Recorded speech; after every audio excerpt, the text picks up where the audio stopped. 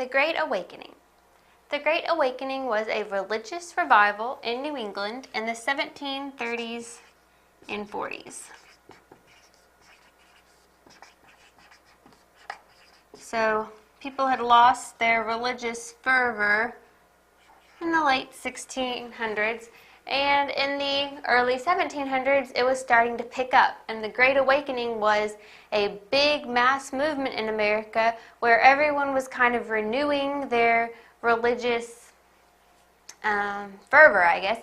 They were more excited about religion. They took it on as a more personal goal, and they wanted to read and learn about it at home. They didn't just listen complacently. They actually wanted to be involved. And so this was a period when religion was on the rise. It began in response to the growing secularism. So people had been declining in how religious they were, and it was aided by the recent migrations into the cities, where it was easier for large crowds to form. If you live out in the middle of nowhere on a farm, it's not going to be easy to come across a large crowd. But if you live in a city or near a city, then you can join a large crowd and hear about all this all at once. And so people would travel to the cities to spread the word. They would have evangelists who would come to bring messages about God and try to convert people to Christianity, try to renew their Christian vows and make sure they were firmly established with their that they had been saved by Christ, that they were firmly secure in their position in heaven. And so these evangelists would travel to the big cities or any cities because that's where a large crowd could gather and they could talk to lots of people at once. Jonathan Edwards was one of the most famous preachers at this time. He wrote the sermon, "Sinners in the Hands of an Angry God," which is still, over 250 years later, analyzed as a religious document.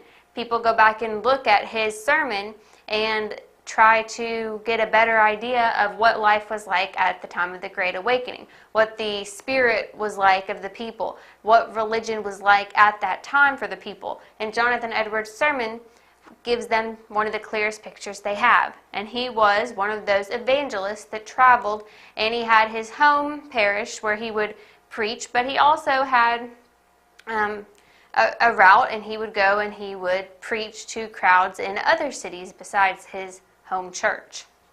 The Great Awakening was the first mass movement in America, and it helped break down the divides between the various regions of the British colonies and led to the formation of some new Protestant denominations. Protestant being any of those religions that were separate from the Catholic Church and the Church of England. So the Protestants were those who had broken away from the Roman Catholic Church, and then the Church of England broke away from the Roman Catholic Church as well, but it still wasn't wholly Protestant. So Protestant was going to be people who weren't affiliated with either the Church of England or the Roman Catholic Church. And so new denominations of Protestantism arose. And so each little denomination was going to believe something a little different, and that group of people would form a new denomination. This helped unite lots of people because it broke down the divides between different regions. If you had different colonies that had traditionally had ideas about what the other colony was like, or maybe they had competition among trading, anything that was going on that had put up a barrier between these two areas or multiple areas was mostly broken down during this period because everyone was coming together. They were hearing about how they should love their neighbor, and there was just this great religious, happy atmosphere during this period of Great Awakening in the 1730s and 40s. So it helped break down barriers among different regions in the British colonies, and it helped people to form some new denominations. Though the revivalists did not directly advocate the abolition of slavery, so remember, everyone had slaves at this time. People in the South and people in the North, people in New England, had slaves. Now, in New England, the slaves are usually going to be household servants and not be doing hard labor in the fields like on the southern plantations. But people did still own slaves. They were owning the other person, which many people did feel was wrong. Now, the revivalists, your evangelists, the people who were promoting religion at this time, didn't directly advocate the abolition of slavery. They weren't going around telling people, you need to get rid of your slaves. But they did suggest that there was divinity in all creation, and that therefore blacks were worthy of being converted to Christianity.